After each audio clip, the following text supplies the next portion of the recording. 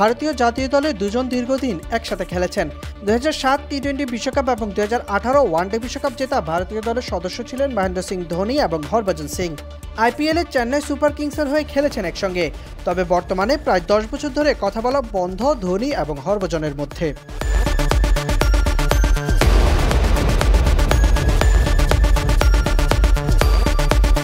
সম্প্রতি এক সাক্ষাৎকারে বিষয়টি খোলাসায় এনেছেন হরভজন সিং। কথা বলা বন্ধর পাশাপাশি একে অন্যের বাড়িতেও যান না দুজন। ভারতের সাবেক অফ স্পিনার হরভজন সিং বলেছেন, ধোনির সঙ্গে আমি কথা বলি না। সিএসকের হয়ে খেলার সময় ওর সঙ্গে কথা বলতাম, তাছাড়া আমাদের কথা হয়নি। প্রায় 10 বছর ও তারও বেশি হয়ে গেল। আমার কোনো সমস্যা নেই, হয়তো ওর আছে, জানি না সেগুলো কি। চেন্নাই সুপার কিংসের হয়ে খেলার সময় আমরা শুধু মাঠেই কথা বলতাম। তারপর না ও কোনোদিন আমার ঘরে এসেছে, না আমি ওর ঘরে গিয়েছি।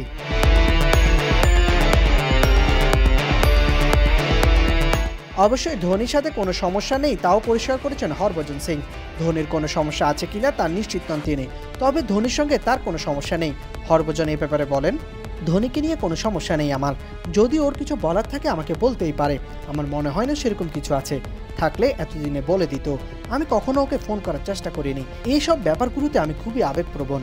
যারা আমার ফোন ধরবে শুধু তাদেরই ফোন করি, আমার কাছে অত সময় থাকে না। যারা বন্ধু শুধু তাদের সঙ্গেই যোগাযোগে রয়েছে, কোনো সম্পর্কই একতরফা হয় না। যদি আমি আপনাকে সিংহ করি তাহলে আপনাকেও তা করতে হবে। তবে যদি একবার দুবার আপনাকে ফোন করার পরও না ধরেন তাহলে শুধু দরকারের সময়ে আপনার সঙ্গে দেখা হবে।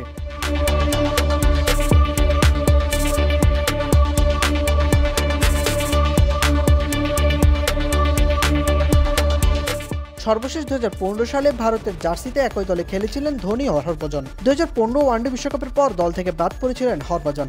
এখন অবশ্যই কেউই নেই জাতীয় দলে। ধোনি আইপিএল চালিয়ে যাচ্ছেন চেন্নাইয়ের জার্সিতে, হরভজন অবশ্যই আইপিএলেও নেই।